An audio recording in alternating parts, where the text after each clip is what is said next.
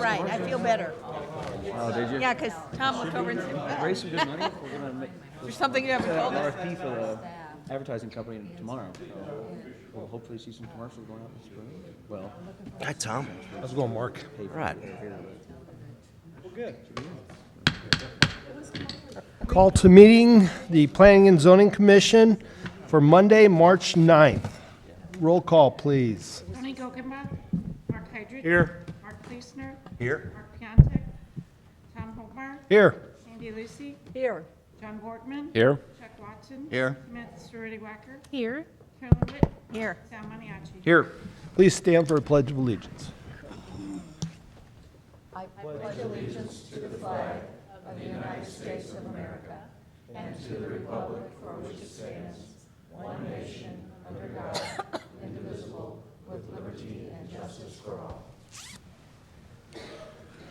First item on the agenda is the approval of the minutes from the February 10th meeting. Do we have Motion to approve. Second. First by John, second by Mark. All those in favor? Aye. Aye. Any opposed? So moved.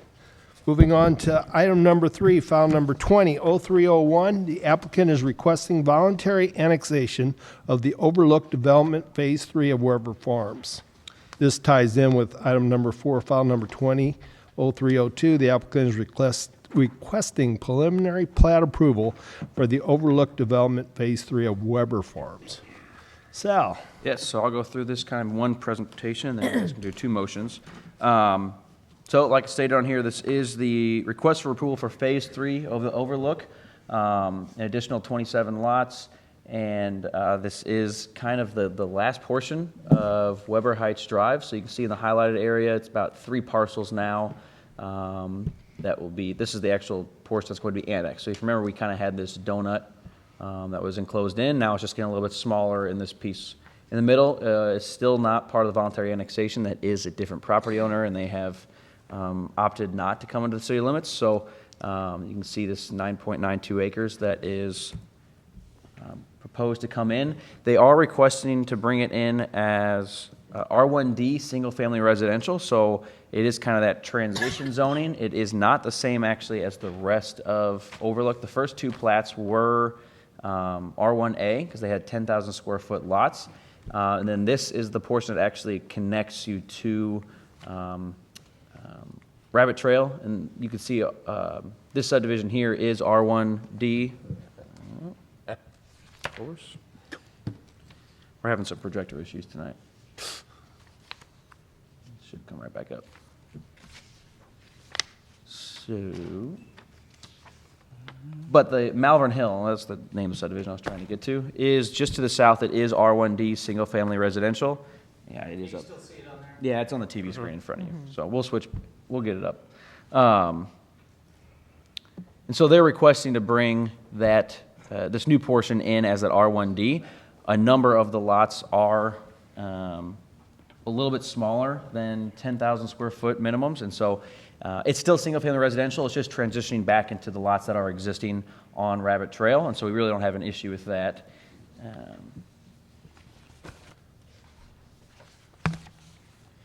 So again, in front of you here is the proposed plat. It shows the extension of Weber Heights Drive to the northeast and terminates in a cul-de-sac, 96 foot wide, per required by the new 2017 subdivision code.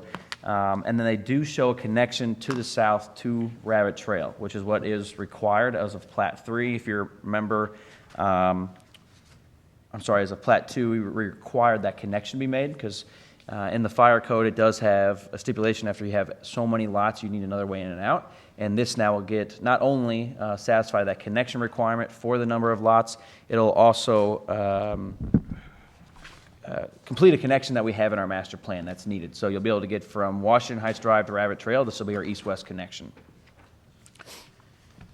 And let's see here. So I think that is about I have here. So it lasts for 7,500 square foot. A majority of them are 10,000 and above, but as you get further south on that connection on Halls Green Road, there are some that are smaller. That's why the request. And just to keep it uniform, that's why they're adding it all in one request here under that one zoning. One thing I do want to point out, there is the home that is not coming into the city limits, and that donut there, the Murphy residence, they are going to maintain right-of-way access in between the two lots on the cul-de-sac at the top of the hill there, going north towards Lake Washington, connecting to the gravel road. So that will require that house to be readdressed again, because right now it actually comes off, there's a gravel road that kind of connects between Rabbit Trail and there, but now it'll be specifically off of Weber Heights Drive under this new connection, and it will maintain that access until that home either sells and they connect through Brighton or whatever that, at that time, whatever that owner wants to do. So we are recommending approval of the voluntary annexation to R1D and the subdivision approval for Plat 3. Explain again what you were saying about if later on they do come in, you were saying it would get a Brighton lane? Well, Or we really have, something, or so to the, the two, like you say, there's that right-of-way between the two lots in the cul-de-sac. yeah, that's going to be their only access unless in the future they want to reach out to the property owner. This is a private drive off Brighton there, Rabbit Trail. They are also adjoining that, and so the property owner could reach out to them and get access to that private drive if they wanted to, but again, it's not a city street, and so that's really kind of the ball's in their court on that decision. But in this case, they are maintaining right-of-way off Weber Heights, so they will have access. So Ambridge is a private drive? Both Yeah, of those, both of Ambridge those, both of and them Brighton. are. Yep. Yeah. Okay. I want to ask about the annexation first. Okay. The house that's back there now, I actually went out there today. So Vic, if you see tire tracks in the mud, that's my truck that made those fresh tracks this afternoon, so sorry about that. But anyway, currently what's out there, there is no indication anywhere how to get to that house. If they had an emergency for any of the services, nobody would know how to get there. There's no address, there's nothing at the end of Weber Heights Drive to indicate that there's even a house back there. So that's my first concern with the way it is now.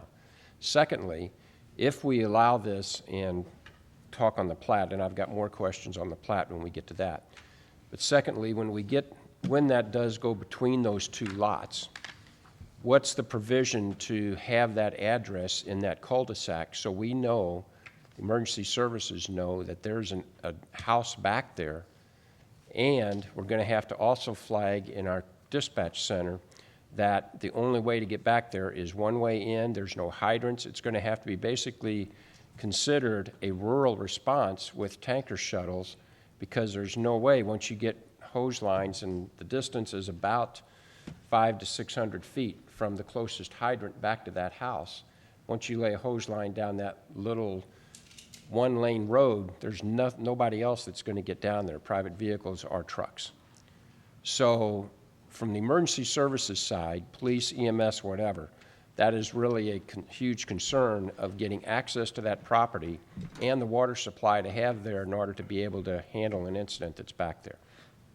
Right. So it would have to be handled, we would have to flag that as a rural response with tanker shuttle and just to get water back there. And I think that's really That's what the option. I mean, That's the only option we have. and But it- right now, there's nothing marking that or indicating that at all. it's not ideal, I mean, but we can't force them to come in to the city limits and without going to an election. And so that's kind of the best alternative right now, and I think what we could do is require some signage at Weber Heights, address down Well, and I Scarlet guess Road. that's what I was I'd like to maybe talk to Vic to that maybe and find out what he has planned. It sounds good on paper, but that's what we agreed to the last time we did this plat previous, and the way it is now, there's nothing there to show us what that address is for that property now. And I don't even know what it is addressed now. It may still be addressed off of Weber Road, because that's where that house was originally from. Right. Yeah, and it very well could be, I will be honest, we only do addressing for houses inside the city limits, so the responsibility is completely on that property owner to take care of their own addressing, their emergency service response. I mean, it's their own risk by not wanting to come in. They're increasing their own risk of not being found. I totally understand that. So- We can talk in this room and do all that all we want, and the man sitting right there, we may have to answer to that reply later, and that's what I'm trying to head off ahead of time.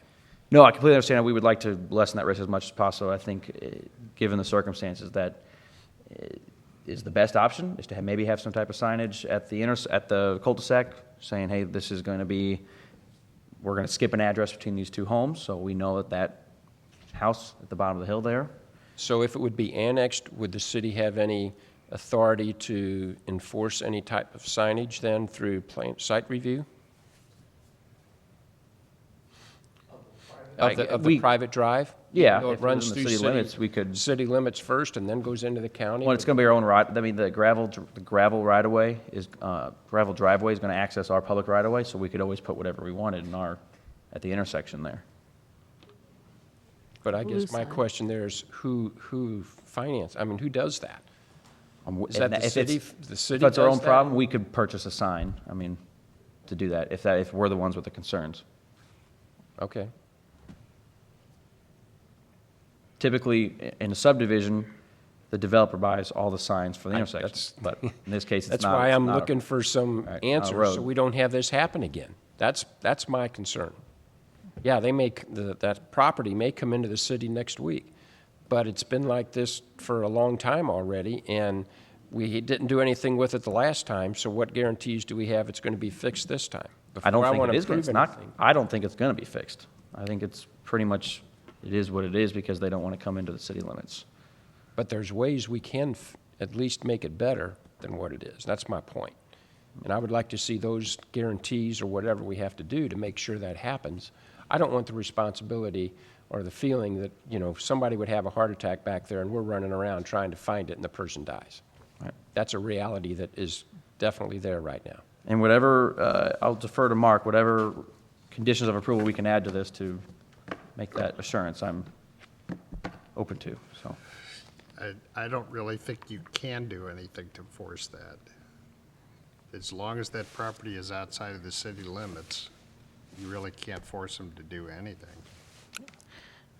Mark, can I ask, could you, as Sal was saying though, is it an option to have the city put a sign on the city's part of the property, like part that's in the city, just to indicate that there's something there or something to that effect? I think that's what John was maybe Right. looking Yeah, for. I don't know that it's the city's policy to pay for street signs for private streets. Well, no, it's Right. not, but I'm just saying if it's our concern, we could do that. And then the other aspect of that too is not just the signage, but is the gravel road egress to go through the subdivision gonna be able to hold up the vehicles that would have to go back there? Because it's technically a right-of-way road up into the property line of the owner. Because right now, they have a right-of-way easement for that road. The road that they go to their house is actually on the property for Lake Washington residents that live along there. That's an where, easement. that's where, it's an easement, that's correct. The property owners own the road, or own that property, I should say. Well, and John, just so that I understand you correctly, it's not, what I'm hearing from you, it's not that it's an opposition to the annexation. It's No. just a concern as to Correct. how are we going to make sure that those folks that are not being annexed are safe? Correct. Okay. That's I exactly just want to right. make sure I'm understanding you. I'm all in favor of the annexation, but we talked about this last time when the last plat came in. And I just Oh, I want, it remember wasn't that. addressed, and I just want to make sure that we have some means to address that this time.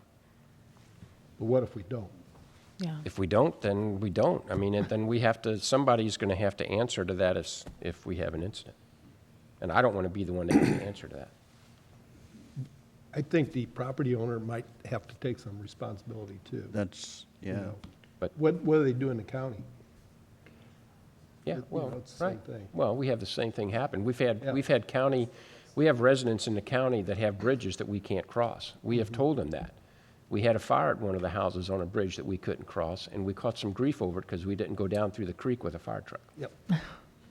So it's after the fact they complain, but I'm just trying to head that off ahead of time. Good evening. Can I interrupt? My name is Cameron with Wonderlick Surveying Engineering. I can help this situation, I think. In talking with Vic, we've had to work with the property owners back there throughout this entire process, right? And so here we are at the final stretch. We're getting there. We're making things better. But John, Vic can come up here and testify also, but he has no problem putting up a sign at that intersection. He'll take care of the sign for that residence back there addressing it. I think Sal mentioned, address 64, address 65, skip that address, and you can make it a condition, or, maybe we can't, but Vic has no problem with you guys requiring a sign there to make sure that road, that driveway is addressed.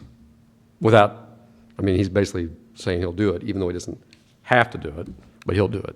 Right, and I appreciate that. I just wanted to make sure we discussed Yeah. that and understood that. And since it's not under our addressing jurisdiction, we can work with Franklin County Addressing and Emergency Services to make sure that it lines up with, So not only lines up with our system, but also is in their system for responsiveness. So, Okay.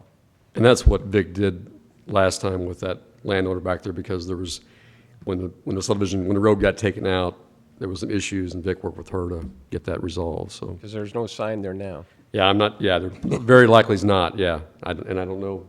In fact, it's called an estate. I actually took a picture of the signs today, which kind of surprised me because I didn't think. It's called Nora Eva Estates Okay. is the sign that's up there. So there's that a tells, story behind that. I'm sure there is, because that told me nothing. Vic Horsecamp, the developer. That sign that I think you're seeing is just one that owner that lives back there put up herself. Okay. I don't know that that's official. Okay, And as far as addressing, I have worked hard to get a different address for her, but it seems like it's impossible to get the county and the city. The county doesn't want to give up the address and the postage, it seems to me. It's just very hard to get her a new address with her outside the city limits, if that makes sense. Because right now, her address is off of Weber Road. that's what I thought. And we would never find it. I agree with you. That would be hard for you guys Guaranteed. to find. Now, I do think by us extending that road down there is going to make it a lot easier. We're taking that cul-de-sac almost to her house. So all of a sudden, you drive to the end of the road, you're going to be able to see it. Of course, right now, you can't. You're going to be stumbling around. Right. But what we're proposing to do is bring the road almost right to her property almost. So we really what we're saying is it's not going to be fixed It's not going to be fixed. because the county won't cooperate and won't change to a Weber. As far as an address, That's what I'm saying. I don't know if I That's how 911 works, is off the address system. Well, Yeah. let's get together with the county. well, we have a relationship with Nicole, who does Franklin County Addressing, to let them know, hey, this is where the house is going to be accessed because we're building in between. I think we could have them send an address letter, just like we do. We send anytime someone changes an address, we send it to 17 organizations. I'm sure the county could do the exact same thing, just on their letterhead. You're right, I never worked with you on it. I just went to the 2 post offices, and it seemed like it was, took an act of God.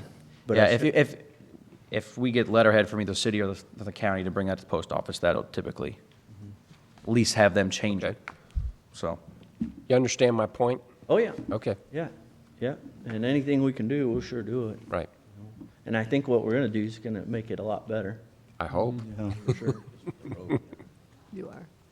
Thank you, Vic.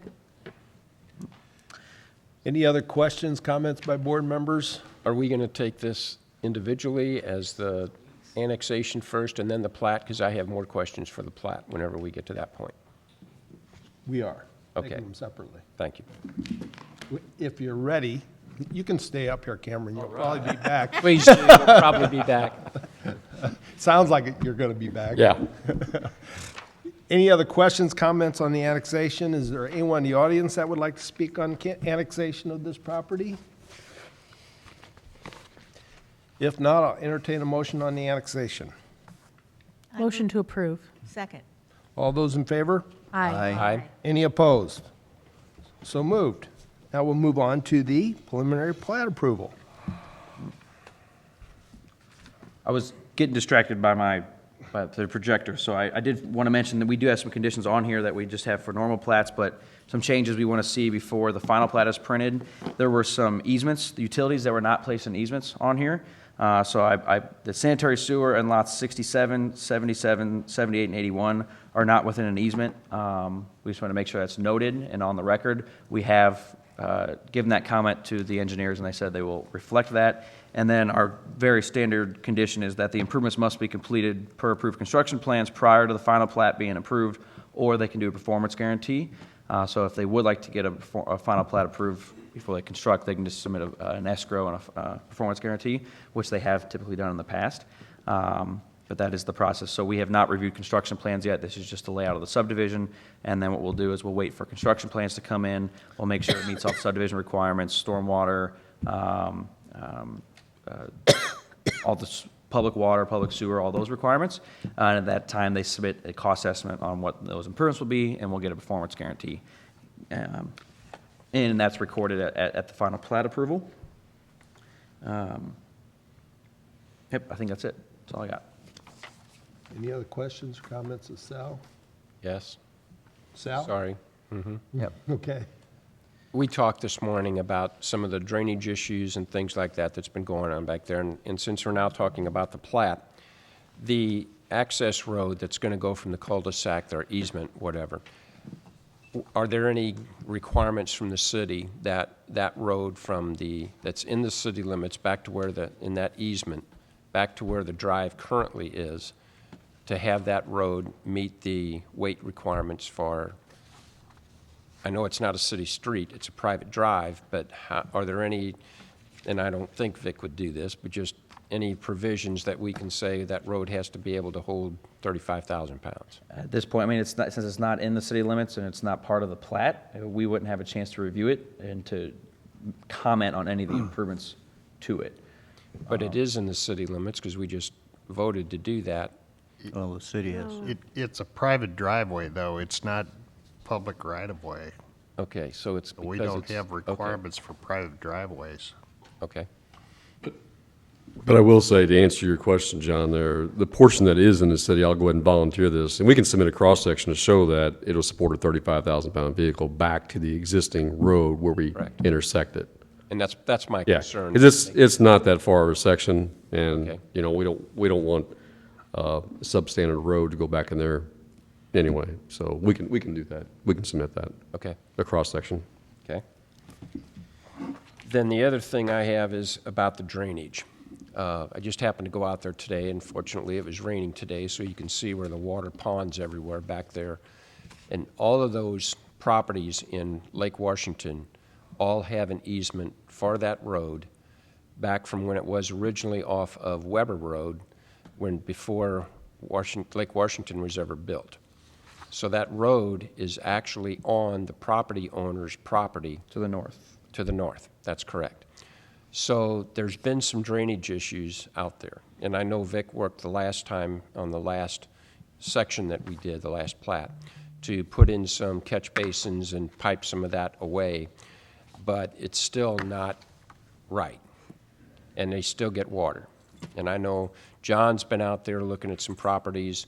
I don't know if Sal has or not. I know there's been some other engineering firms that have come out there to look at things to try to offer the homeowners some suggestions. And I'm just going to be up front right with this because I don't want to hide anything, but my son is one of those property owners that had his swimming pool filled with mud last year because the water came down off the hill so bad in a thunderstorm. And so there's still some issues there since that's been built. The drainage system, stormwater drainage off of that last plat wasn't sufficient to pull all the water off of that.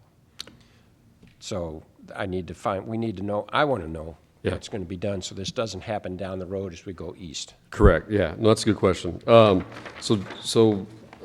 on that, it's probably hard to see, but on sheet C1.2 of the last set of improvement plans that were submitted, on the northeast part of that, I know you don't have it in front of you, but Yeah, it was on the sheet, it was on the plans from June of 17. If you look there, it's AI5 that's going to get extended to AI7. I don't think we have that, do we, Sal? No, those are construction plans that we Okay. wouldn't. Yeah, you don't have them in your packet, but I'm saying they're in the office in there. Okay. So what our intention is there, John, is that what happened there, that's basically the backside of Lot 13, which would have been just southwest of where your son's lot is at there. Okay. And so what happened was that was the phase line, and the berm just didn't get extended. There's a temporary berm there, is all that's there right now, but there'll be a permanent berm put in with a permanent subsurface drainage structure all across the south side of lot, basically 53, all those lots down through, all the way underneath that road. So what's going to happen is those lots, on your plans, when you look at lots, Be like lots 57 to 65, is that where it'll run, or not that far back?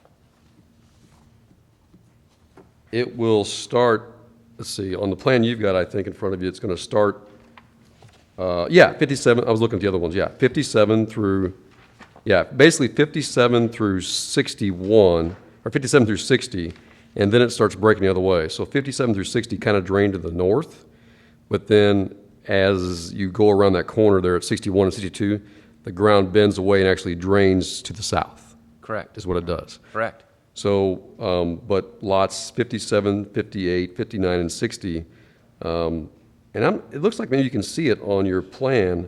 Is that what that? AI 29, you see that on there? It's in the middle between 58 and 59. I'm not sure if you can see it on your, It gets blurry whenever you try to zoom in. yeah. Yeah, I can see it right there, actually, yeah. So that road easement there that's shown that existing, whatever they vacated, it's just to the east of that. I'm sorry, just to the west of that AI 29. So that area inlet's going to go up there to suck up more of the water, but the berm will continue on to the high point. So there won't be any water running north from lots 57 through 58, 59, 60, 61. Okay, Yeah, it just was a situation where it just didn't get, just a phase line. yeah. And I kind of thought that's maybe what it was, but it looked like. Right. From the water I saw sitting around there today. Yeah, it that just, If we didn't address it, it's just. yeah, it's just a temporary berm that kind of got put in there right now, and the more permanent fix is coming. Okay. Are you planning on leaving the tree line and everything back there, or? Like Vic has done in the past, he's gonna leave as many trees as he can, I would say there. Yeah, so it's just, it's a balance between, building the berm to protect the people Right, and I. versus, Right. No, yeah, I versus agree. the. I yeah. just wasn't sure. So we're gonna try to do the best we can to protect the tree line, but get the berm in. So are there any provisions in what you guys are looking at to vacate any portion of that road that is on the property owner's easement now? And doing anything with that, or are they just going to be stuck with having a road that's no longer being used on their property? Right. So to answer your question, it'd be kind of the same thing that Vic went through. Within the confines of their property, within the confines of Lake Washington, it's kind of up to the property owners to undo or vacate, or however you want to say it, release that easement back to those lot owners. Obviously, when the road gets built over to lot 64 and 65, all the way to the east, there's not going to be any necessity to use any of that road. Right. So I guess my recommendation, would be to have those lot owners in Lake Washington petition to vacate that, and then that would revert all back to their property without any encumbrance. But then who cleans up the road? It's theirs, Yeah, it's theirs. theirs. That's. Okay. That's theirs, that's Yeah. the way it is, yeah. Okay, I think that's all my notes. Okay. Thank you. Anybody else having questions or comments? Cameron? Well, as far as when you're talking about drainage and going to the south now, Right. some of the people down those subdivision, or the cul-de-sacs, the Malvern Hills, Yes. they've talked about water coming down their way and stuff like that too, and you'll be taking care of that along that side, I'm assuming, so. Correct. Yeah, Chuck, what you don't have in your packet is that we have to submit drainage areas to the city of Washington with appropriate swell velocities and flows and all that. So there is a berm there now. However, if there's an issue, if it's not within the standard will make it to with the standard. And all the infrastructure's there on the south and the north to tie to all that water. Yep. So where does all that water go? So some of it, John, on the northern portion is basically diverted around Victorian Manor, but some of it goes through, there's detention basin on the south part of the overlook. Okay. And it all goes through there. Okay. So a portion goes by, a portion goes within the detention basin. That's all I have. Any other questions, comments? Thanks. Thank you. Anyone else in the audience that would like to speak on this? If not, any further discussion by board? If not, I'll entertain a motion. I'll make a motion to approve. Now, second it. All those in favor? Aye. Aye. Any opposed? So moved. Moving on to item number, are you okay? Oh, I thought you said something. No. Item number 5, file number 20-0303. The applicant is requesting preliminary plat approval of 905 East First Street. All right. And again, I apologize to those in the audience, we're still having some connection issues, but for the members of the commission that can see it on the screen, this is Dr. Farrell's old office at the corner of First Street and 47. Has a couple addresses depending on if you're going to the house or off of the doctor's office. Doctor's office, I think, is still technically 10 Franklin Street from what it originally was, but they are proposing to subdivide this into 2 different lots. So you can actually see there's a lot line already shown on the county map there. The reason that being, this used to be 2 lots owned by the same property owner. When they were looking to sell it, they thought maybe someone would tear it down and rebuild. So they did a boundary adjustment last year to make it 1 lot. Now that they have a new user who only wants the commercial building, they are going back to what it was prior to and subdividing. So you can see the zoning, they're both light commercial, but they're not changing any of the requested zoning. Then you can see this plat here. It does match exactly what was there prior before the boundary adjustment, so they're just reverting back. So no concerns here. Both lots will still have access, and we are recommending approval. Questions, comments? Is there anyone in the audience that would like to speak on this? If not, I'll entertain a motion. Motion to approve? All those in favor? Aye. Any opposed? So moved. Moving on to file number 6, 20-0304. The applicant is requesting to rezone the property located at 5th Street and Penn Street from R3 multifamily to C1 general commercial. Sal? Yes, so this is a request to rezone. There's a vacant lot at the corner of Penn and 5th that is adjacent to 2 other apartment buildings. The property today is zoned R3 multifamily residential, as are the neighboring lots that are also multifamily. As you can see in this aerial here, or the zoning map, everything in this general vicinity is R1B single-family residential. Especially as you go up and down Penn Street and you get a block removed from 5th Street. As you guys are all, I'm sure, aware, 5th Street is a very mixed-use corridor. There is a lot of transition between single-family, multifamily, and commercial. In this specific portion of the corridor, it is primarily residential. You can see in the top western corner, once you get past Henry Street, that entire north side of that block is zoned commercial, actually C2 general commercial. Some of those, that's got a mix itself. The first 3 lots there are actually still used residentially, but zoned commercial, and then the next 3 after that are when you get into the old car lot and some commercial uses. But it is kind of a strange corridor here. As you saw in my staff report, the requested zoning to the C1 light commercial, it is more of our neighborhood commercial request. I don't think it would necessarily detriment the surrounding properties, given the fact that it's on our 5th Street corridor. But from my opinion and in my recommendation, as you can see, I think the existing zoning is more appropriate. It is zoned multifamily. You have single family directly to the south and directly west of. They're not grandfathered in single family and commercial like you have across the street or down the block. They are actively utilized single family, and I think the transition and the density here Given that they're right next to active single-family, that multifamily would be more appropriate rather than a commercial use kind of spot zoned into this location. So we are recommending a denial of this request because of that.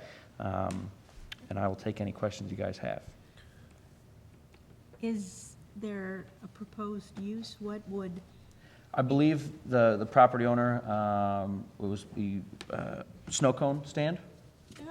More on a permanent basis, rather than, it'd be a permanent structure rather than like a food truck kind of style. So, that's kind of what the light commercial, it's not a very intense use, but as you know, it's an unplanned district. C1 light commercial can open up to a lot of other uses that may not be appropriate there, and so that's kind of where well, our, that was, my first home was in that first apartment building.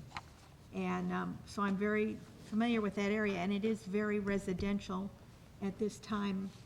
I agree with your recommendation, because despite the fact that you're always going to have commercial coming probably along Fifth Street, it's such a good location for another apartment building. I think that was, back in the day, Herb Dill owned all 3 lots. And the way you can come in from the back and be ground level as well as from the street level in the front. I can tell you, do not park on Fifth Street. My car was totaled there one night. It's very exciting, so I would not recommend that, but use the parking lot. But I thank you for your, Any other comments, questions? Yes, Sal, I guess the only other commercial site is directly across the street, and that's been grandfathered in, correct? it is, so it's grandfathered in. I couldn't find an occupancy reinspection in the past 2 years, so I can't verify that it's actively still commercial. So a grandfathered use has to be in use for it to be grandfathered. If it goes vacant for 2 years or more, it loses its status and has to come into conformance. There was a letter from the zoning office from 2016 that said, yep, this is grandfathered, this is, it was a change of use. Yeah, it was a change of use from one office to another, and we gave them that approval at that time, but I don't know if it's been actively used for those past 4 years. We'd have to reach out to that property owner to see. There are a lot of businesses that come and go out of that building. So can that ever be looked at a point in time when a new ownership is taken? Yeah, so anytime anyone would come in and apply for a new occupancy, we would make sure that it's been utilized in the past 2 years. If we can't go back in our documents and see an occupancy inspection or a water bill, they can submit their own documentation, a bill or a utility bill for something that proves they were in there in the past 2 years, and then the grandfathered use continues. Okay, thank you. We just haven't had that request on that property since 2016.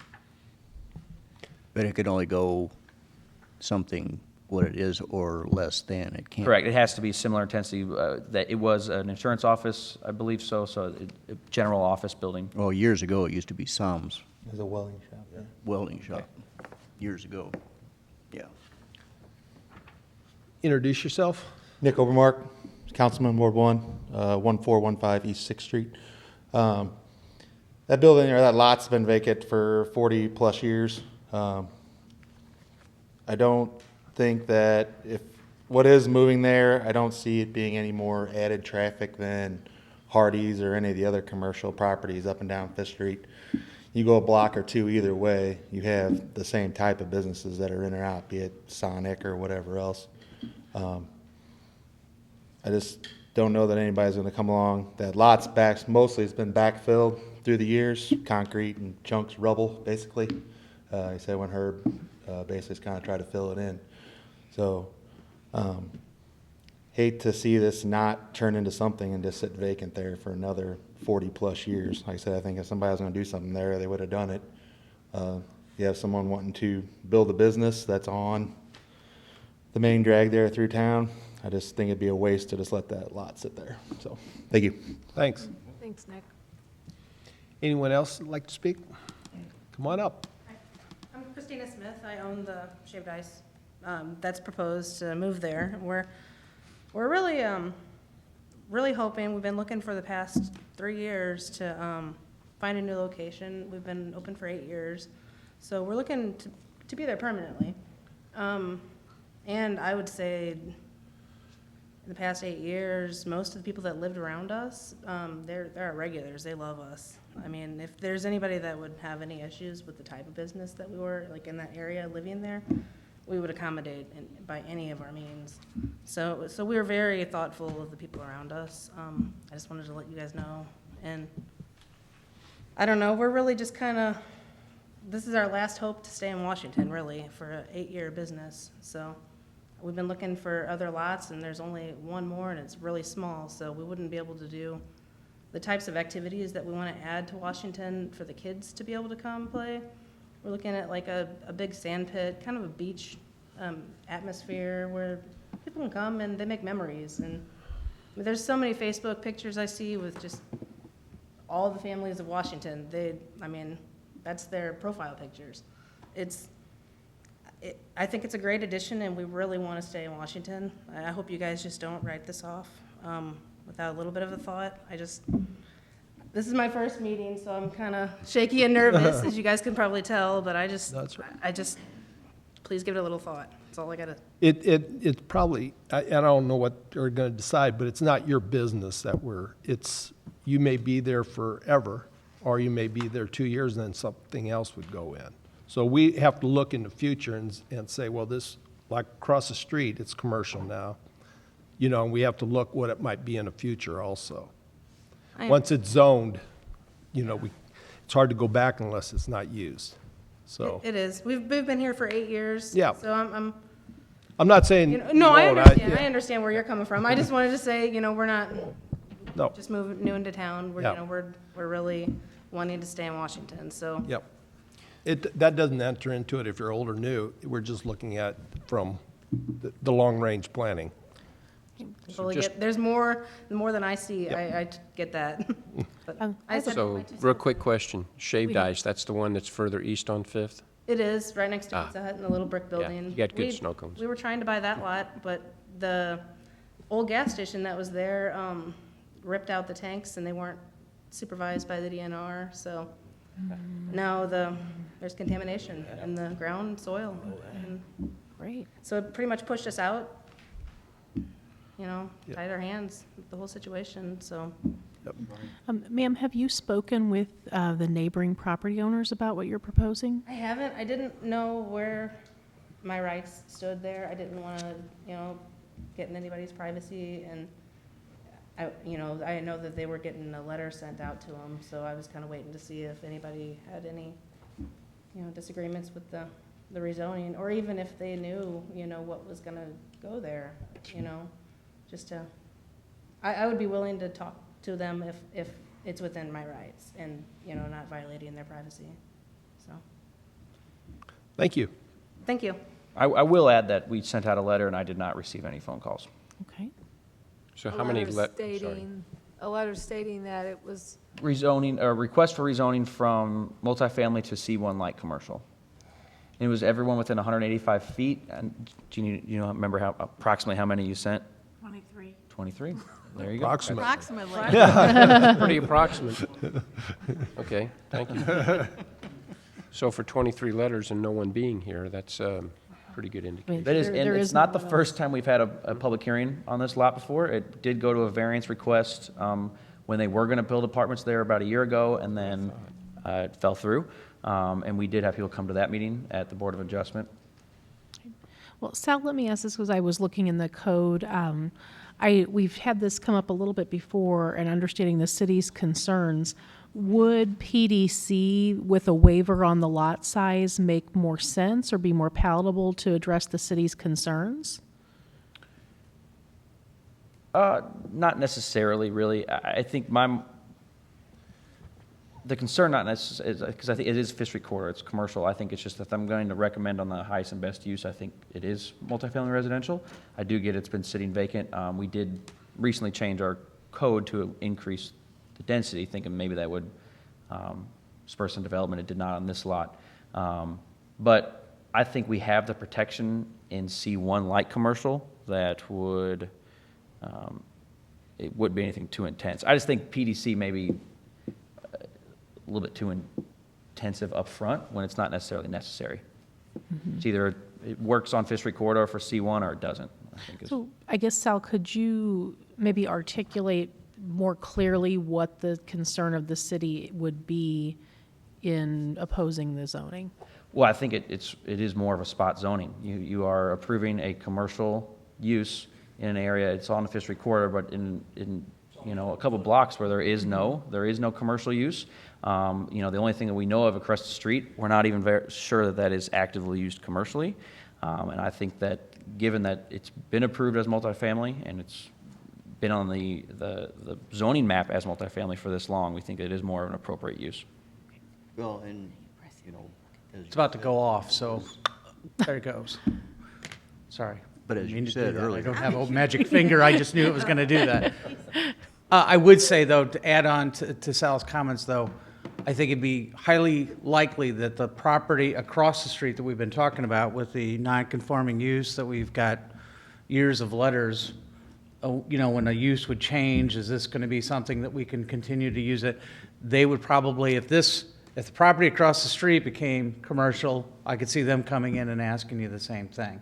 Because they have asked about that over the years as well, to go ahead and change it to commercial, and the city has just basically always said, you can continue as a non-conforming use, but everything around you is residential.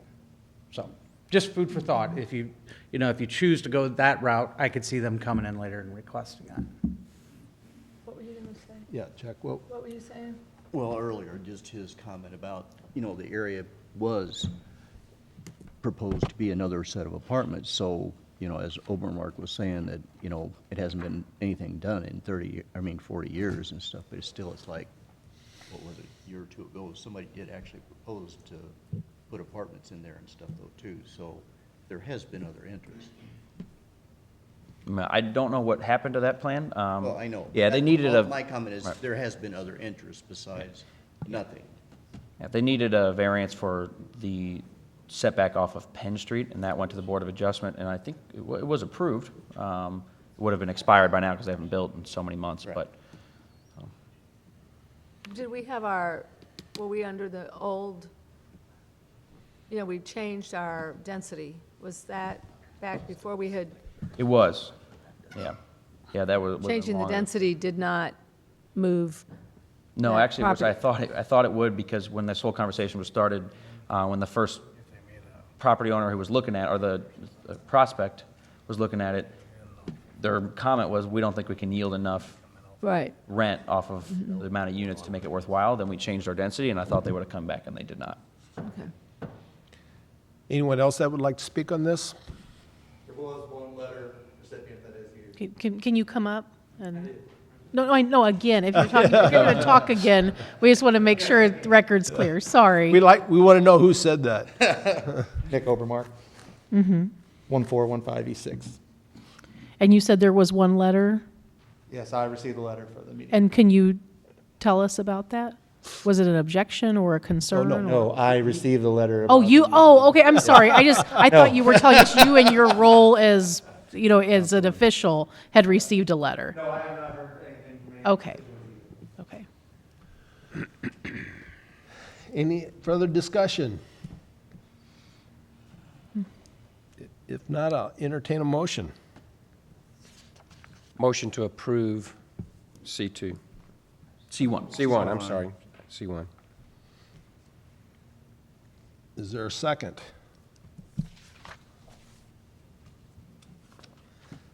The motion fails, I guess, for no second.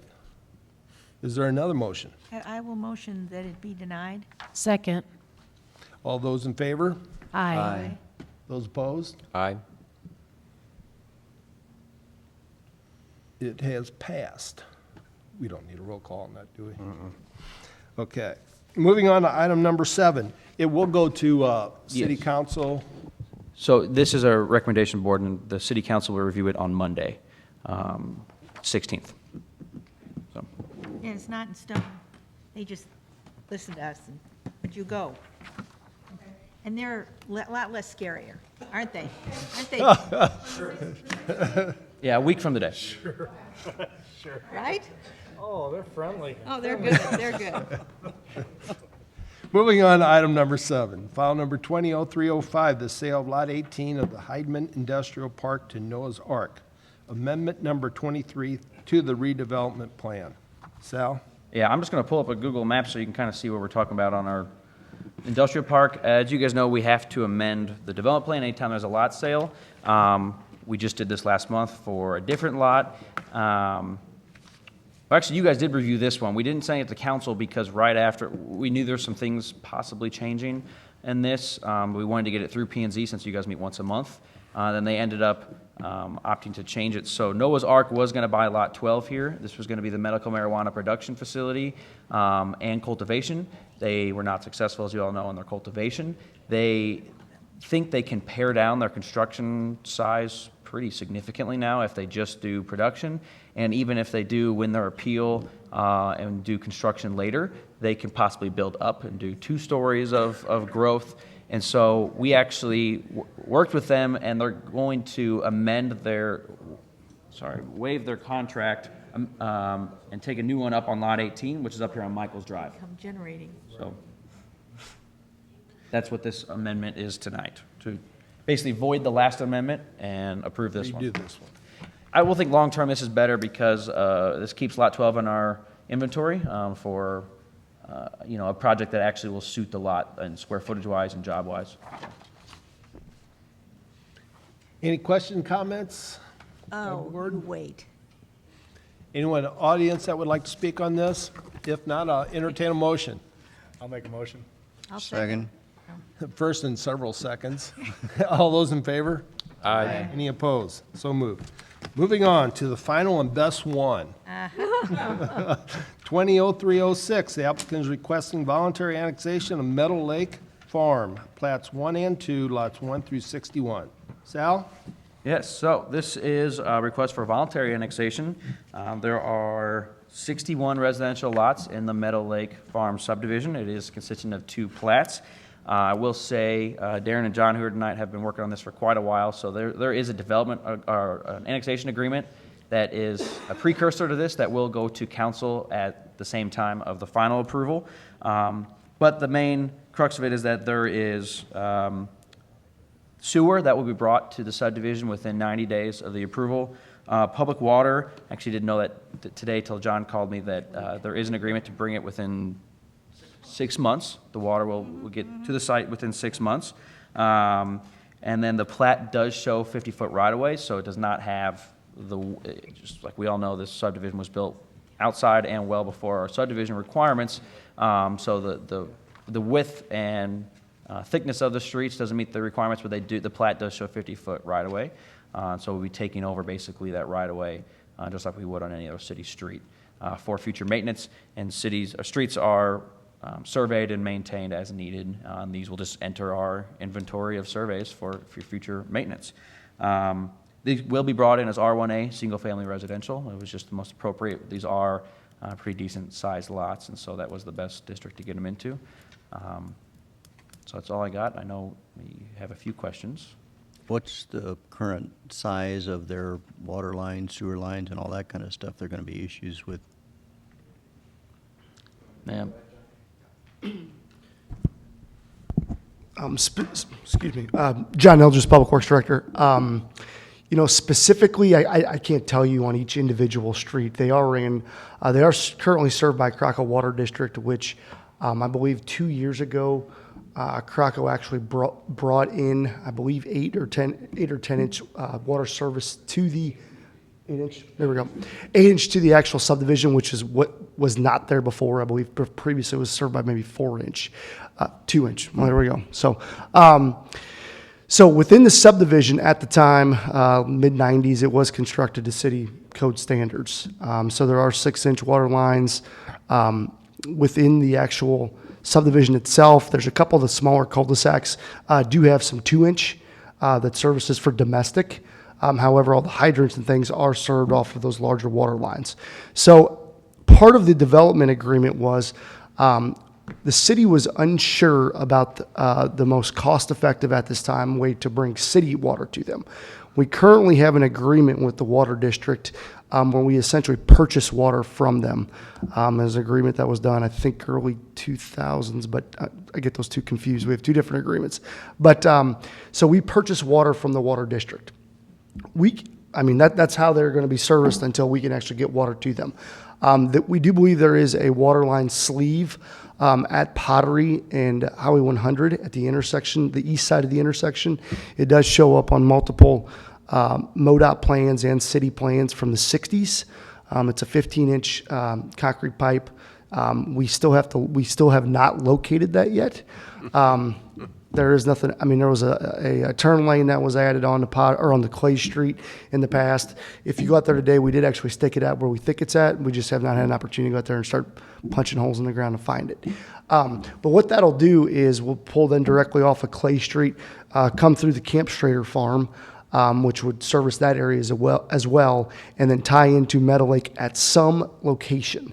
It's important. I say some location. We don't know where that location is at because until the surrounding properties can be graded, you don't put water line in and then rip it back out in the future. So we're working with the current property owners on the two adjacent tracks to figure out where that some location is going to be. But in that meantime, like I said, they do have water via an agreement with the water district. What that will do is it'll bring two sources of water to the south side of 100, and then Autumn Leaf in the future will be able to connect as well, which would solve an ongoing issue with pressure at Autumn Leaf as well. So this is, I mean, we're actually doing a lot of good for multiple ongoing problems by bringing it through that location. So that was primary goal. Two questions. First Yes, of sir. all, I don't think the hydrant spacing was put in to current day standards, because I think our standards have changed from when that subdivision was That built. would not surprise me if Did they've you- changed. Did you look at that? We did not specifically go count hydrants and move them around, no. I will say adding a fire hydrant is not a very difficult thing to do. Right, I understand. So we can definitely overcome that. Right. Second thing, elevation. You mentioned Clay Street, and that's Yes. the high point of the city. So would they be on the low-pressure system or back up on the high-pressure system in some areas? Do you? Part of the annexation is we are going to get a water study taken care of using our, I want to say 4 years ago, the city did a water study for the entire city in a CAD type format. Part of the annexation agreement is we would, kind of complete that study or incorporate Meadow Lake into that study so we can answer that question. Okay. Right here, I am not sure. Right, because I think, just from my experiences of being out there, that's going to be close. And I would agree with you on Some that. of those on that ridge, when you first come in there, are going to be real close to that elevation where they're not going to have good pressure coming off of the city. And we're definitely going to address that. I will say the past couple in previous budgets, we actually had a booster station budgeted, kind of in the Sophia Drive, the lower area, just as a general concept that we would need one. So there has been dollars that have somewhat been allocated to that. The monies and things that Meadow Lake brings to kind of get this taken care of, it will not take. The city is going to have to put an investment to the water line system in this area anyway. And again, we see that as a benefit for the entire bowl, if you would, and to solve some other issues. So, the details about getting that taken care of, I don't know today. I do know that as soon as this moves forward, we're going to get an engineering study kicked off to address those issues. And we're prepared to do that. Then one other question on the streets. I know they don't have curb and gutter now. Is that something that down the road the city would require, if you want to call it that, or as part of a street maintenance program, so you have that and don't tear up yards when you're out there plowing a foot of snow and running into somebody? There currently is no requirement to put curb and gutter on any street in town. There's been a little change somewhat in the industry of essentially taking runoff like that and then having an outlet, like a point source outlet, with erosion and whatnot. So, the open ditch concept from previous years is kind of coming back in the fad again, for water quality, those type of things. So currently there's a city code requirement that if they wanted curb and gutter, they would be responsible to pay for that as an improvement. If you think about it today, any developer that puts in a new subdivision and they want curb and gutter, they pay for that and then pass that on. Right. So there's been multiple instances around town where we've paved streets recently and citizens have requested, well, can we get curb and gutter? And I always say, I will do everything I can to engineer it for you. I'll bid it for you. I'll do everything, but you will be charged that dollar amount of what that unit cost is. So there is no requirement. I don't necessarily believe there's a need to do it. So it would just, as our future citizens, if they would want to do that, we could definitely work with them on making sure that's done correctly. But I don't see a need. So I know you said you had a 50-foot right-of-way. What is the street width currently? Do you know? Street width currently, you know, I don't ask questions. I was just saying, I think it's I don't 35. ask questions about street width very often. So No, I'm fairly confident it's 35. 35, I think. 35? Yes, Drivable? yes, sir. Yep, Okay. pavement edge. Okay. Any other questions? I was on the city council back in the dark ages when this annexation issue came up, and the general attitude was they didn't want to touch us with a 10-foot pole. And so I would like to know, is this a unified, because I remember in the vote, there were people who, you know, as I said, were not interested at all in being part of the city. And I would, hopefully this is a unified 61 lots, everybody wants this. I mean, I've never- 100% compliance with the signatures. Okay. 61 lots, every one of them I signed. remember we, at the time, we Right. said, there's going to be problems with that sewage system, and Right. so, well. But to answer your question, if it's, Yes. yes, 100%, 61 signatures, et cetera. The trustees are here, they work diligently to go ahead and Because I'm get all those. for that. I was for it Correct. long ago, but Right. I'm better late than never is I good. think it was very easy for them to get all 61 to agree in one small little setting, probably, right? We've been working on it for what? Thank you. Hey, do you foresee any easement issues with bringing in these utilities? I On mean, the where will neighboring they property enter? owners? No, because they've been working with the neighboring property owners to. Okay, that's good. Yes, I mean, Meadow Lake itself has utility easements that basically surround the existing properties all the way around. So they will become public utility easements that the city could utilize in the future, just like any other public utility could. Now, to get the sewer to the lot, yeah, I was. Well, not only that, you know, from the existing location where it's going through, you know, neighboring properties, but what about entering the subdivision? I mean, is that an issue? The city council did go into a development agreement with the developer on the surrounding properties. I could tell you tomorrow sewer will be going in the ground. The material has been delivered, and we're going to start putting sewer in the ground to the adjacent properties. So there's a separate development agreement with the surrounding property to start bringing utilities to them. So it's part of an agreement that we already have. Okay, and the property owners know all about that? Yes. Yep, Okay, great. Yes, sir. One other question. it's going to go. Is there any way we could get a second entrance into that subdivision so we don't have one big cul-de-sac? Is there any way? You know, when we sat down and we discussed this with Meadow Lake, that was a question that was obviously brought up at that time as well. You know, we feel that as time progresses, that you'll see that maybe the attitudes to a second entrance may change. There is a lot down there where the treatment plant does sit, and I believe on the plat, it was actually identified as a second entrance on paper, essentially. So is there a way? On paper, there's a way. Is there a way that the city would pursue that? We would do that with our friends at Meadow Lake, should they see fit. We'd work together if it was a benefit to them. But at this time, there is no plan to do so. The only thing I would add to that is you have, I think that was removed the last time we looked at the comprehensive plan for the city for a connection out of there, whereas in previous plans, it might have been indicated. Which the Well, last one that was done in 2013 does It's not a- show that. Yeah, it's a large lot subdivision with one way in, one way out. Correct. And there would be a lot of lives affected if we have to close the street down for whatever reason. And I know how those people get upset when we have to do that in the fire service. Understood. Any other questions or comments? Anyone else in the audience? If not, no further discussion. I'll entertain a motion. Motion to approve. Second. All those in favor? Aye. Aye. Opposed? So moved. All right. Welcome. Thank you. Welcome. Welcome to Washington. So the public hearing on this will be Monday the 16th, but it won't be approved until the first meeting in April. Or voted on, I should say, the first meeting in April. Any other business, Sal, that needs to be brought up? That's it. I'll entertain one last motion. Motion to adjourn. Second. All those in favor? Aye. Aye. Opposed? So moved. We get our projector fixed. Good meeting.